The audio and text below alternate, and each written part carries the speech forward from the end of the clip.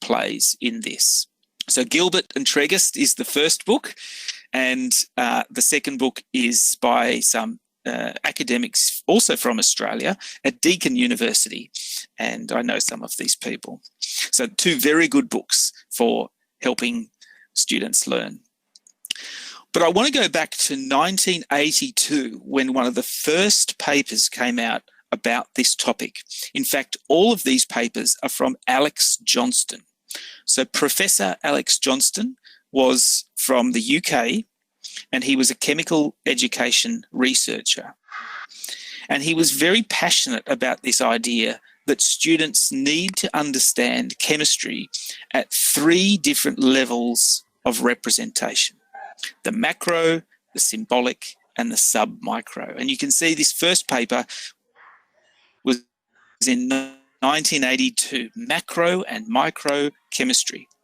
He's written many papers on this topic, and you can see right through to 2000 he's talked about the teaching of chemistry. And in fact, he was publishing right up until, sadly, he passed away several years ago.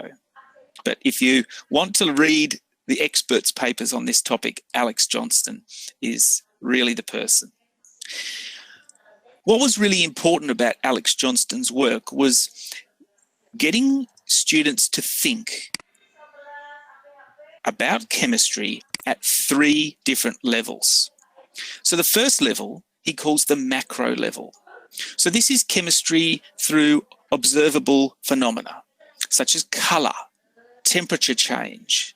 In other words, things that we can see, things that we can feel, and maybe even things that we can smell.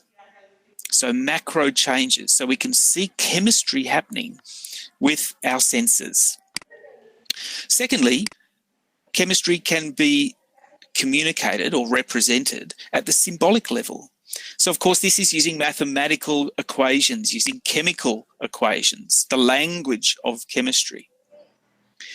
But the third level, and perhaps the level which is not used always, is the sub-micro level.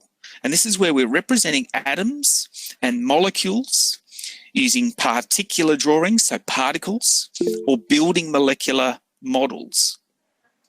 And the most important thing with Alex Johnston's work was he talked about how students, when they're learning about chemistry, they need to move between these three levels. If you describe something at the macro, they need to be able to understand it at the symbolic and at the sub-micro. So let me give you an example of what I mean. So let's take a very simple chemical process, boiling water. So at the macro, you would think of boiling water looking something like this. It's a liquid, it's clear, you can see some bubbles, it's being heated, you know it's probably 100 degrees Celsius. This is the macro representation of boiling water. Of course, when you're teaching chemistry, you would teach them to write the chemical equation. This is what we call the symbolic. H2O liquid goes to give H2O gas. This is the language of chemistry, the symbolic way of representing the macro. So when we're teaching chemistry, we expect students to move between these two levels. I can show them the macro, and we expect them to give us the symbolic. Here's an experiment. Write the chemical equation. So when we're teaching chemistry, we do this all of the time. But what Alex Johnston said is there's another level that we don't talk about often enough, and that's the sub-micro. Because we're experts. We're chemistry researchers, chemistry lecturers. We're the experts in this topic. We think on three different levels very readily. So when you're thinking about boiling water, you might be thinking about these molecules. You can see red oxygen, white hydrogen. It's a liquid. They're moving around. Now it's boiling, so you can see these molecules coming up into the gas phase. So going from the liquid to the gas phase, maybe condensing and then evaporating again. This is an expert understanding. And when we're talking about chemistry to our students, we expect our students to think on the sub-micro level. But the truth is, many students find this very, very difficult. So, Alex Johnston said, when we're teaching chemistry, we don't do this often enough. We're often talking between the macro and the symbolic, but we're not communicating how these things connect to the sub-micro, whereas really we need to be connecting these three things all of the time. So Alex Johnston recommends that chemistry instructors engage students at all three levels of representations as they provide a useful framework for understanding and teaching chemistry. Now, Tregest, who was the author of one of those two books I was talking about before, along with co-authors, argue that while each level plays a role in describing and explaining a phenomenon, it's the ability to both understand and shift between those three levels that is necessary for developing a good understanding of chemistry. And it's very difficult, right? Because you're asking students to use their imagination. And we can't see, as teachers, we can't see what's happening in their imagination. So how do we get some insight into what students are understanding? How do we know what they're thinking? How do we know what's in their imagination? Gable said many instructors tend not to highlight how those three levels are interconnected, and that students are unable to connect to link them together. And this gentleman here, this is Professor Roy Tasker. He's also an Australian, and he's responsible for some of the animations that you can see in my presentation.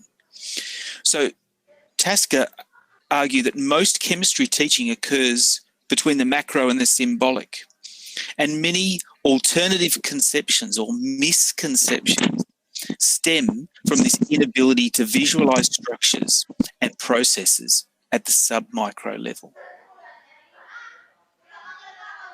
And finally, the authors Ainsworth, Prain and Tytler, so you think of the second book I showed you a minute ago, argue that while being able to interpret the visual representations of others is critical for learning science, so showing students pictures, showing students videos is important. It's also important for students to develop their own representational skills. It's important for students to draw pictures, to write about the chemistry, to talk to each other about the chemistry. So teaching should include writing, reading, drawing, because it helps students represent and reason and communicate the chemistry, and is absolutely critical as a learning strategy and for also enhancing engagement, for getting students excited about chemistry. So some of the research that I've been doing at Monash University was looking at making sure students had the models so that they could communicate their understanding. So students can't start to produce models unless they have a visual literacy. How do you draw a molecule? How does the size matter? Some atoms are smaller than other atoms. So on this slide, you can see, for example, students were drawing water. So do they think that these atoms are the same size? Do they think they're a different size? If it's a covalently bonded molecule, how do they represent a covalent bond? Do they draw the molecule with the correct geometry? Of course, water is bent, it's not straight. So do students have the skills and the language, or if you like, this visual literacy to represent what they're thinking is happening on that sub-micro scale? You can see from some of the research that we did, we got students to draw a water molecule. We asked them for 4 criteria. You need to draw it so that it represents its covalently bonded molecule, correct atomic sizes, the bent geometry, and with the correct formula. And guess what? Only 28% of university students could draw it correctly, following all 4 of those criteria. When we asked first-year students to draw silver chloride, we expected them to draw that crystal lattice with alternating cations and anions, with charges on the correct, so the metal is positive, the non-metal is negative, that the size is correct, and with the correct formula.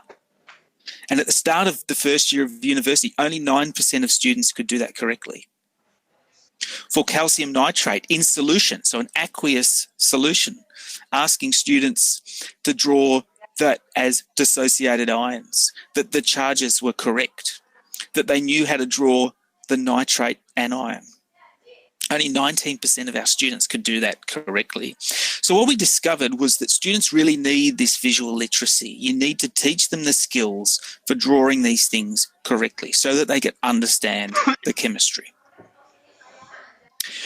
So the following year, we designed a new full semester intervention. So we were doing research with our students over the course of a semester. So in the first week of the semester, we asked them to draw 3 things. The first was for them to draw pictures of liquid water. The second was to draw sodium chloride as a solid. And the third was them to draw sodium chloride as an aqueous solution. So once we've dissolved the sodium chloride in water. But before we got them to draw it, we showed them this video. So you can see in the video here, we have the crystal structure, so the cubic sodium chloride structure, identifying the different ions. So chloride was green, sodium was white. And we show them this simulation video, which shows that you're putting some salt into the water. Here's the red and the white water molecules, and you can see that the positive dipole on the hydrogens is attracted to chlorine. You can see that the negative dipole here on sodium, on the oxygen, is attracted to the sodium, and then it brings the ion out into solution. So we're talking about speciated ions. So we showed students this video before they started, and then we asked them to draw their own pictures of what they thought that looked like. So before students came back in the second week, we had a look at all of their drawings, and we looked at the good ones and we looked at the bad ones, and we realised some of the common mistakes that they were making. So at the start of the second week of semester, we showed them a video. And we showed a video of some of the mistakes that they were making. So you can see here on the left-hand side, for example, some of the ways that they were drawing sodium chloride. So they either drew it just inside one circle, or they drew sodium chloride as a covalently bonded molecule, sharing electrons, or they drew it with the correct ions and the correct sizes, but they still talked about them as discrete molecules rather than the crystal lattice. So these were some of the common mistakes. And so on the right-hand side, you can see some of the things that we were teaching them. That ionic solids exist as a lattice. Ionic bonds represented by circles are either touching or very close, using positive and negative signs to indicate the charge. So giving them this visual literacy so that they could draw atoms and molecules throughout the rest of the semester. Now, in our chemistry course, we do experiments, obviously, with our students. And so an example of one of the experiments is this transformation of copper. So the students do a series of experiments. They start with copper. They transform the copper to copper chloride. They then hit it with hydroxide. So you get copper hydroxide. It precipitates out of solution. So you can see you've gone from aqueous to solid. They heat it to convert the hydroxide into copper oxide. They then hit it with concentrated sulfuric acid. So they create copper sulfate. It's now aqueous in solution. And then in the final step, we get students to reduce the copper from copper 2 plus to copper as a solid. So they start with copper and they finish with copper. So they can do the chemistry and they can see the chemistry. They can see the colour. So the blue solution, the white precipitate. But can they convert what they see in the experiment to the sub-micro? So in this page here, we asked students to draw the copper chloride, the copper hydroxide as ionic, as ions dissolved in solution, as a precipitated solid, getting them to practice connecting the macro to the symbolic to the sub-micro and making those three levels ultimately connected. Another example, and I'll talk about this one in a bit of detail because this is a famous experiment, the iodine clock. And I'm sure many of you have taught this. It's a kinetics experiment, right?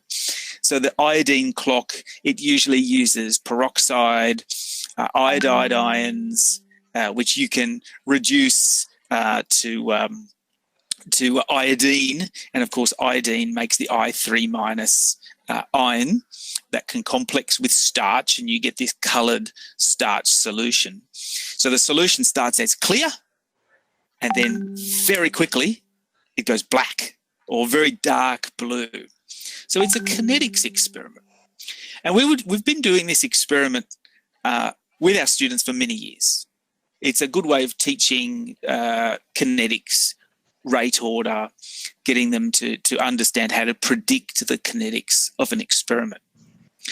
Now, our students would do this experiment and we would give them some instructions and they would do the experiment. But if you ask them did they understand the experiment, many of them failed. They could follow the instructions for doing the experiment, clear solution, colour change, but they couldn't explain what happened. So what we did was we added to this experiment an opportunity for them to draw which molecules and which ions were present at different parts of the experiment. So you can see here on the left-hand side, at time equals 0, so at the beginning of the experiment, if they would look and they could see at the sub-micro, which atoms and which molecules could they see? And I started by drawing all of these peroxide molecules in, and we said, look, you've done the calculations. You know the stoichiometry. You know the molar ratio. If there are 30 molecules of peroxide, based on your calculations, how many iodide ions would you predict to be in here? How many thiosulfate ions would you predict to be in here? And for those that have done this experiment before, you probably know that the thiosulfate ions ultimately are there to help the redox, which gets you the colour change at a particular point in time. So then we would get the students to draw, how does this change from the beginning to when you see the colour changing in the reaction? So we got some very interesting results when we asked students to draw these pictures. So some of them could get the right ratio of the reactants to the products, or if you like, the products at the moment of the colour change. Some of them could correctly tell us that the thiosulfate was there at the beginning and then it was gone later on. But we were also asking them to get the stoichiometry correct. So in the first group, some of them thought, there were 9 iodide ions left. Some of them thought there were 8 iodides. So it's gone from 10 to 8. And some of them thought all sorts of different sorts of things. So what we were getting is a bit of an insight into, could they make sense of their calculations? Could they transfer the symbolic to the sub-micro? Once we'd done this, we actually took the opportunity to ask students to write as well. And I was talking before that Russell Tytler from Deakin University, he talks about the importance of students writing their understanding so they can communicate their level of understanding. So you can see this student here has said, this is because all of the thiosulfate has reacted with iodide at this point. These react in a 1-to-1 ratio because of their stoichiometric reaction. So therefore, we will have 9 iodide ions and 0 sulfate. So they could explain why they have drawn the picture. Yes? Chris, sorry, someone accidentally pressed the present now button. So yes. Your slide is missing. Can you please present again? Yeah, let me try this. Yeah. If I hit this one, yeah, and then I'll try again.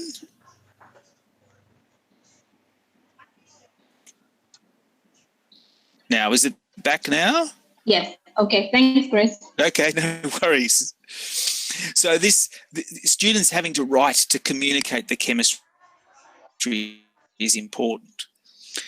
So the other thing we asked students to do is to keep a diary.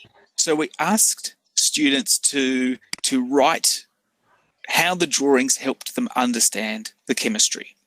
So there were a few themes that came up here. So one of the first themes, I've called this timing. And I'll read what the student has written in their diary. Initially, I was confused as to how I would draw the copper sulfate. But once I did draw the molecules properly, I finally realised what we were actually doing in the lab class. It made me think maybe it would have been better if I had done the drawing activity beforehand. So when actually doing the experiment, I would know exactly what is happening in each step and how we got our final result. So this student has suggested maybe I should actually be doing the drawing before I do the experiment because it's going to help me understand the experiment. So that was an interesting reflection. This is another student, and they were talking about the iodine clock experiment. And they said, through the drawings, we were able to see how both reaction 1 and reaction 2 were working. At first, it was difficult to understand what reaction was working before and after the colour change. However, by drawing the molecules in, by finding their concentration, gave us an understanding of the relationship between the two reactions, what the limiting and excess reagent were, as well as what reaction was working at a given time. So this activity helped them understand the chemistry. Now, another student has said, this activity helped me understand the difference between hydrated copper sulfate and copper sulfate in solution. However, I found the instruction for drawing and distinguishing the types of bonds confusing. So this student, the drawing is helping them start to understand between sorts of bonding. And I think this is the last example. I found the drawing activity be quite frustrating. I've never had a lot of experience in picturing the molecules in different substrates. And they go on and talk about this thing here. So you can see this student has said, nobody has ever asked me to draw the chemistry before. It was the first time they had ever been asked to draw atoms and molecules because presumably they had always been doing chemistry in the symbolic rather than the submicro. So the drawing activity for them was frustrating because they didn't feel like they had this visual literacy that I was talking about earlier. Now here, this is a conversation. So this is an interview. So we have the interviewer, and the interviewer has said to 3 students, we often talk about the lab reinforcing in terms of being able to see things and see things happen. Does that make a difference? And then the students said, oh, the drawing questions. Oh, yeah, the drawing questions are terrible. And the interviewer says, what are the drawing questions? Another student says, oh, what's happening in solution? Interviewer, oh, why are those so terrible? What, so you draw a beaker with a solution and the molecules? And the student says, yeah, and with the molecular level, it would be, you know, make sure that the sodium ion is done to correct ratio, correct sizes, pointing in the correct direction. And it's just this too much for our pudgy little brains to handle. So they find this really difficult. It's actually really challenging the students to connect the macro, symbolic, and the sub-micro. So it's a nice reminder that we're experts. We're chemistry researchers, chemistry teachers. We're at university. But these university students, first-year students, they are still trying to learn how to make these connections and visualize chemistry on the sub-micro scale.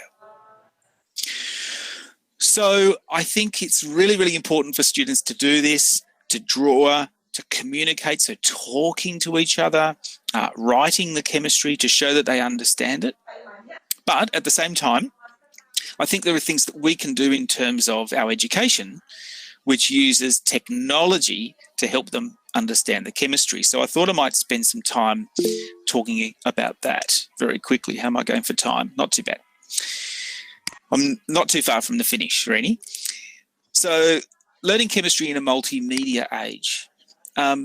We have some amazing animations now. We can use these as a modelling tool, as a learning tool, as an assessment tool, as an instructional tool. So I won't talk about those. I might talk about this one here. So you can use simple animations to indicate, for example, hydrogen bonding. It's a very simple animation to show them the sorts of interactions that are happening with hydrogen bonding. So we've got an ethanol molecule here connecting to water. We've got ammonia molecules connecting to water. You've got the rotation here of a bond, so internal intra-hydrogen bonding, two carboxylic acids coming together. So you can use these ball and stick diagrams, which are, if you like, a representation of the sub-micro, together with our symbolic chemistry to help them start to understand some of these complex ideas. There are some pre-existing things on the internet. This is all free. So this is the VizChem platform. So all of you can access this for teaching chemistry. It talks about reactivity, atomic structure, molecular structure, and energetics as well. And you can see how these things connect with one another. So this is a free resource that you can use in your teaching. Some of you probably already used the PhET simulations, so the PhET interactive simulations. There's lots and lots of things. This is all free. Obviously, it's all in English. It's not in Bahasa. This all comes out of the University of Colorado Boulder. Or you can make your own. So here's a few animations that I've made myself. So we've got, when I'm teaching students about sweeteners, I talk about sucrose, I talk about saccharin, aspartame, but these have completely different structures. So I create these ball and stick animations, and I've created these myself using free tools on the internet. And I've got some resources that I'm very happy to share with you if you would like to make your own animations. But it really is a nice way of showing students. You can see in this example, saccharin has got a sulfur atom. It's got a nitrogen atom. Aspartame has got 2 nitrogen atoms, whereas sucrose doesn't. Carbon, oxygen, and hydrogen. But by using these color-coded visual animations, you can really help students understand at the sub-micro level what the difference is between these sorts of molecules. If you're teaching something like thermochemistry, glucose breaking down into carbon dioxide and water. Once again, I've made this animation myself. You can talk about the energy of the system, the energy of the reactants, the energy of the products. It's an exothermic reaction. You can show the chemical equation. So just using PowerPoint and some animations I've made myself, you can really help students understand the chemistry that's happening. When I'm teaching food chemistry, I'm teaching students about starch. And starch has this beautiful helical structure, but it's very hard to visualize. by creating this animation here, you can get students to see the starch is this long polymer, but it's actually twisted into this helical structure. The three-dimensional structure of proteins, of course, and here you can see the ribbon structure, and you can see the quaternary structure here of some sort of big tetra protein one. This is a nice animation. So this is an enzyme, and it's the enzyme amylase. Now, as you probably know, amylase is the enzyme that's responsible for breaking down starch into glucose. By using this animation here, you can help students understand things like, well, how does an enzyme work? If I pause that there, you can see the end of a starch molecule, and it's this lock and key idea when we talk about how enzymes work, that the receptor site, if you like, is perfect, and then you get bond cleavage in that position.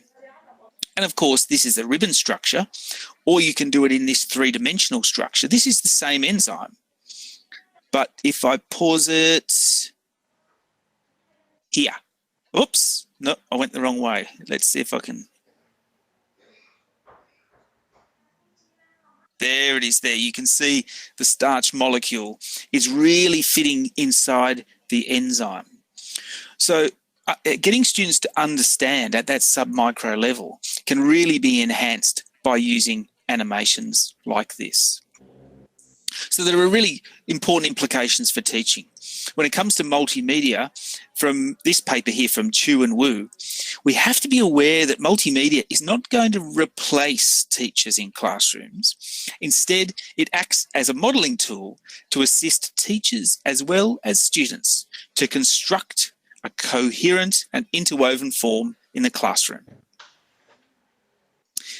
We urge teachers to pay more attention to the technology, which could serve as a modelling tool, a learning tool, an assessment tool, and even an instructional tool for teaching our students. So here are some conditions for good use of multimedia. So the first one is codes of representation must be known. So for example, if a student doesn't know that the red atom is oxygen, that the grey is carbon, blue is nitrogen, then they won't understand. So you have to teach them what do those codes mean. Second one is students must be able to attempt to produce their own models. So don't just show them models, get them to produce their own. So they can do that with a model kit, they can do it through drawing, and these days they can do that with technology. Lots of free technology on the internet to do this. You do not need expensive software licenses to do this. They've got to be able to collaborate with their peers. So they need to be talking, sharing. They can even do this online these days through Google Meet or Zoom or WebEx. And at the end of the day, their teachers must practice the arts of education as opposed to those of instruction. So getting students to work with each other, to communicate with each other. And if you follow these conditions, your students' learning outcomes will be positive. So this is my final slide, and I've got one final thought for all of you. When you think about an atom, what does it look like? Does it look like this? What does an atom have in it? It has a very small nucleus. It has electrons somewhere. When your students are thinking about atoms, do they think about them the same way as you? Like this, like a ball, a three-dimensional ball? Do they think it has a hard surface, like a football or like a marble? Or do they think about it like we do, with electrons orbiting the nucleus and that electrons can interact with other atoms? We need to remember at the most fundamental level, students probably all have slightly different ideas of what an atom actually looks like. And it's so important that we never forget that. And with that, that is the end of my presentation. So I will stop sharing. Okay. Thank you so much, Chris. Wow, it's very interesting actually.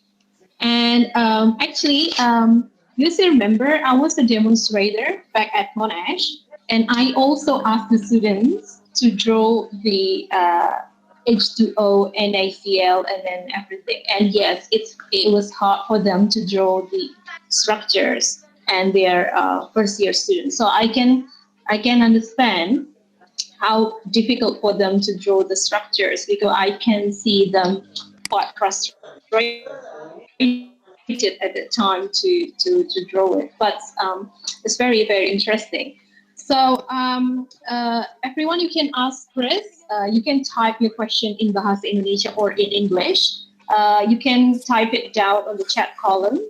But I can see one thing that I can grab from your presentation is student cannot produce correct structure without visual literacy. I think that's a very important point. Like you have to introduce the visual literacy for them, and especially this is first year chemistry students.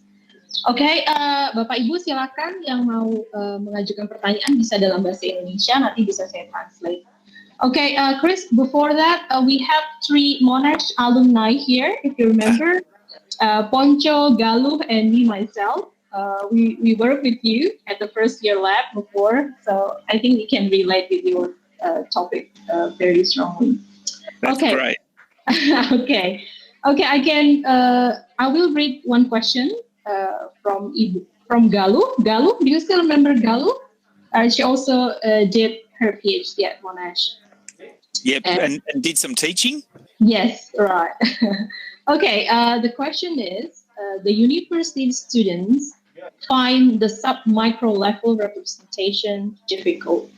When do you think the students should be introduced to this sub-micro level drawing? Is it suitable for junior or senior high students? At which level this could be introduced to them? Okay. You can read also the question, right? Yeah, that's right. Yeah, look, that's an excellent question.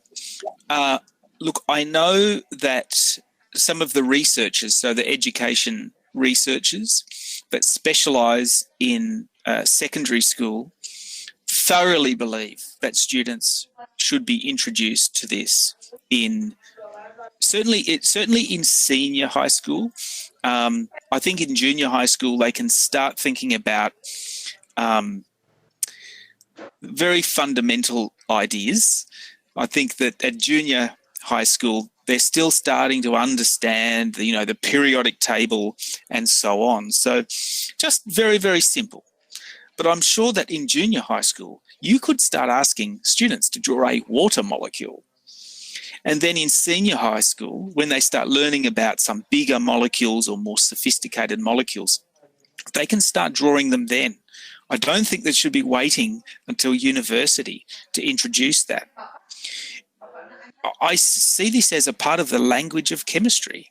We use symbols, we use names, and so we should be able to draw them as well.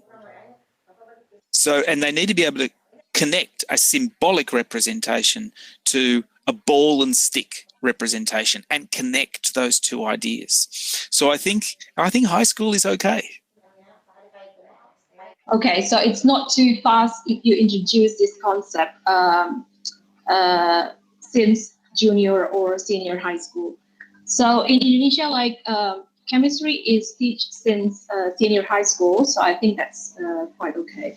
Oh, someone is presenting. Okay, next question. I think you answered that correctly. Someone is giving the question in Bahasa Indonesia, so I'll translate it. The next question is from Ibu Elvina. So she said, learning chemistry with the help or assistance of multimedia so far is only limited to drawing molecule or symbolic. So how about if you want to see the reaction condition like temperature, pressure, and others? Can you use multimedia for helping to explain about this? Yeah, look, there is some software which can do that. So there's some sort of molecular dynamic software out there. So an example of one is called Spartan. Now, I think you do need a software license for it. But as an example, one of the simulations that you can do in Spartan is by looking at how the molecules are interacting, but then you change the temperature, you change the pressure, and you can see that the kinetic behavior of the molecules is changing. So the intermolecular forces are getting stronger or weaker. But as pressure changes, there are more collisions happening between molecules and so on. So I think that's probably university level. I wouldn't be doing that at high school level. But yeah, there's some very nice software out there that can add extra effects like pressure and temperature so that you can see how the behavior changes, how the kinetics changes when you change those parameters. So one example I can think of is Spartan. The name of the software is Spartan, but there's a few out there. Is that SPARTAN, Chris? Yeah, Spartan. I'll write that in the chat. But it's not free, I think, yeah? You have to have license for it? I think you do, but I think there are now some free ones out there. Okay.